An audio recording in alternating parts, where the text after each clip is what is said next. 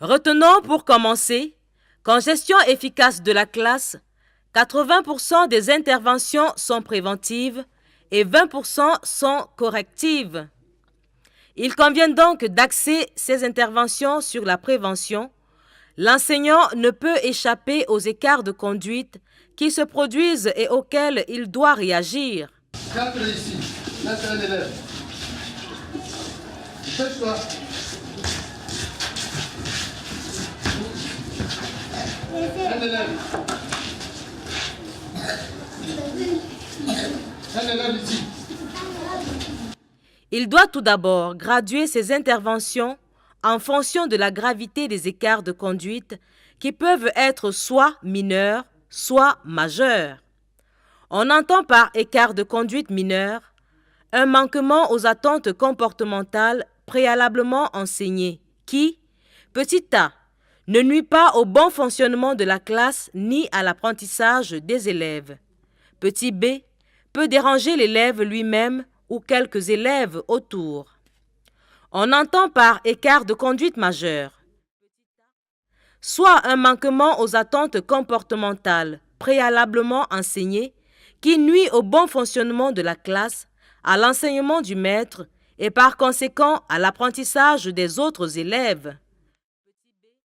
Soit un écart de conduite mineur qui persiste malgré diverses interventions réalisées.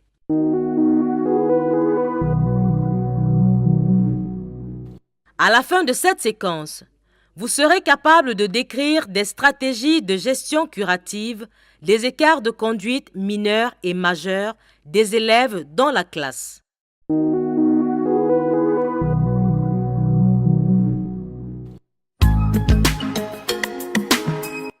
Les écarts de conduite mineurs sont gérés soit par des interventions indirectes, soit par des interventions directes. Le recours aux interventions indirectes. À ce niveau, les actions porteront sur le contrôle par la proximité. Le simple fait de s'approcher d'un élève qui présente un comportement problématique permet souvent de désamorcer la situation. L'avantage de cette stratégie est qu'elle s'utilise discrètement, sans interrompre le fil des activités. L'enseignant s'assure de garder les zones de circulation libres de toute entrave. L'enseignant ne doit pas passer beaucoup de temps au même endroit. Il se déplace. Il montre qu'il voit ce qui se passe dans toute la classe. Ensuite, l'usage de directives non verbales. Dans ce cas, l'enseignant utilise une variété de signaux qui permettent de communiquer ses attentes aux élèves. Par exemple, mettre un doigt sur les lèvres, faire une brève pause dans son discours. L'enseignant peut aussi faire recours à l'ignorance intentionnelle jumelée au renforcement différencié. Il peut par exemple ignorer le comportement inapproprié de l'élève fautif, renforcer positivement le bon comportement d'un autre élève qui se trouve à proximité de celui qui manifeste l'écart de conduite. Fournir un renforcement positif à l'élève à proximité qui agit de façon appropriée dans les 5 secondes suivant l'adoption du comportement recherché. Fournir un renforcement positif dans les 5 secondes suivantes dès que l'élève ayant un comportement indésirable adopte le comportement souhaité. Éviter de réagir de façon verbale ou non verbale au comportement indésirable de l'élève, car cela lui donne de l'attention. L'utilisation des interventions directes. L'enseignant peut soit rediriger, réenseigner, recourir aux conséquences formatives ou rencontrer l'élève individuellement. Pour rediriger, l'enseignant rappelle brièvement ce à quoi il s'attend. Il indique le quoi faire et n'entre pas dans les explications du pourquoi. Plus sa réaction est rapide face au comportement inapproprié, plus son intervention sera mineure. L'enseignant reste donc vigilant afin d'identifier les problèmes dès leur apparition. Pour réenseigner, l'enseignant présente de façon détaillée toutes les étapes nécessaires à l'accomplissement d'une tâche ou d'un comportement à adopter. Le recours aux conséquences formatives est lié au comportement négatif de l'élève. Par exemple, demander à l'élève de prendre la parole devant la classe parce qu'il a bavardé. Une rencontre individuelle avec l'élève s'avère nécessaire lorsque le comportement problématique à surveiller persiste, et ce, malgré les diverses interventions directes réalisées. Cette stratégie permet un réenseignement plus approfondi ou offre la possibilité de résoudre le problème lorsque les comportements sont plus fréquents et sérieux. Les écarts de conduite majeurs sont gérés avec des stratégies plus complexes. L'accumulation des données comportementales, le questionnement sur la fonction du comportement, recours à l'aide spécialisée, l'accumulation de données comportementales. Il est nécessaire d'accumuler des données comportementales lorsqu'un élève éprouve des difficultés ou manifeste des écarts de conduite persistants malgré les diverses stratégies utilisées par l'enseignant. Tout comme les données recueillies sur l'apprentissage renseignent sur les compétences scolaires de l'élève, celles qui sont colligées, c'est-à-dire regroupées sur son comportement, fournissent de précieuses informations sur ses compétences comportementales. L'accumulation des données sur les comportements inadéquats.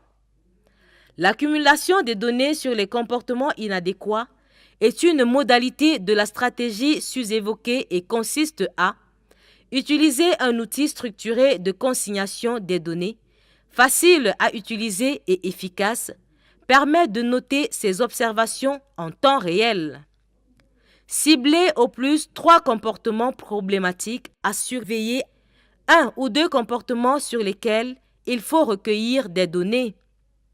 Donner la priorité pour l'observation aux comportements les plus dérangeants pour l'ensemble de la classe, soit ceux qui nuisent à l'enseignement et aux apprentissages des autres élèves. Observer ces comportements pendant environ 2 semaines afin d'obtenir un portrait complet de la situation de l'élève.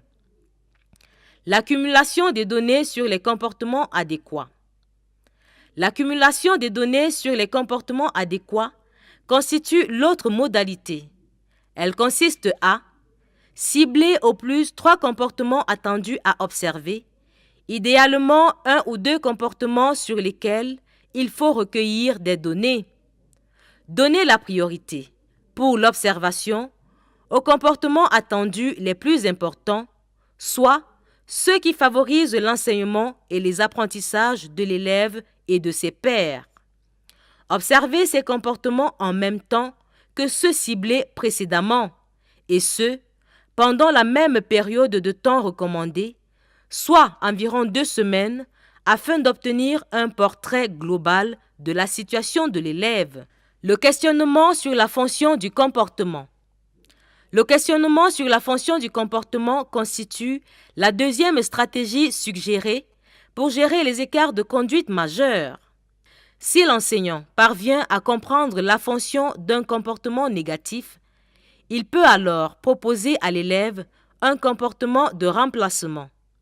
Il est plus facile d'identifier la fonction du comportement problématique si l'enseignant analyse systématiquement les données accumulées.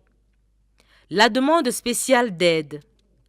Malgré tous les efforts et toutes les stratégies proposées jusqu'à maintenant, une certaine proportion d'élèves maintiendra encore des comportements inadéquats.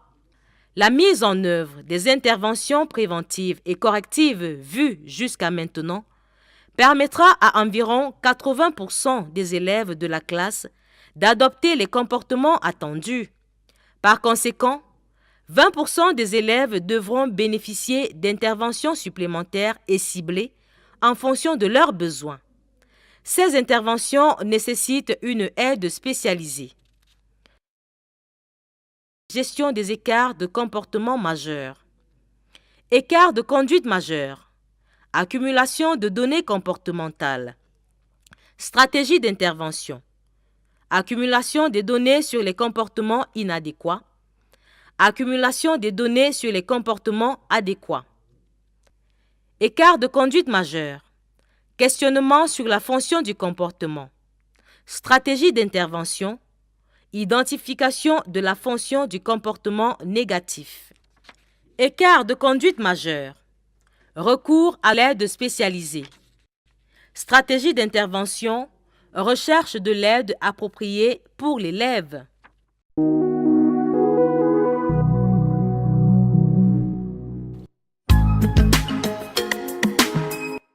Exercice 1.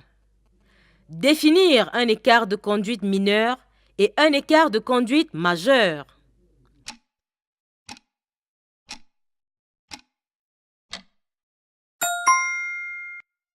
On entend par écart de conduite mineur un manquement aux attentes comportementales préalablement enseignées qui, petit a, ne nuit pas au bon fonctionnement de la classe ni à l'apprentissage des élèves. Petit b, peut déranger l'élève lui-même ou quelques élèves autour. On entend par écart de conduite majeur soit un manquement aux attentes comportementales préalablement enseignées qui nuit au bon fonctionnement de la classe, à l'enseignement du maître et par conséquent à l'apprentissage des autres élèves. Soit un écart de conduite mineur qui persiste malgré diverses interventions réalisées. Exercice 2. Dire s'il s'agit d'un écart de conduite majeur ou mineur en fondant votre réponse sur les définitions de ces deux notions. Bagarre d'un élève en classe avec un camarade.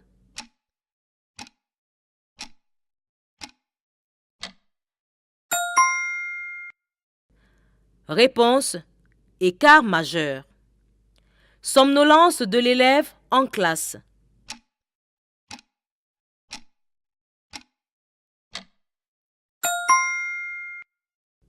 Réponse: écart mineur. Bavardage intempestif de l'élève.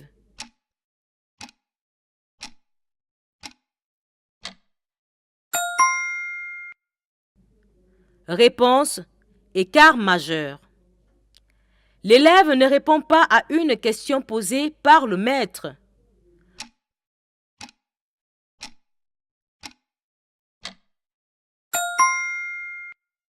Réponse: écart mineur. L'élève dit à l'enseignant qu'il ne répond pas à sa question.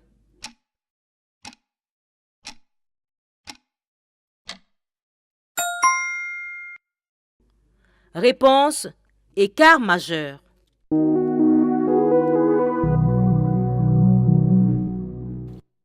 La séquence 13 du module 4 a abordé les types d'interventions correctives résultant des écarts de conduite majeurs et mineurs.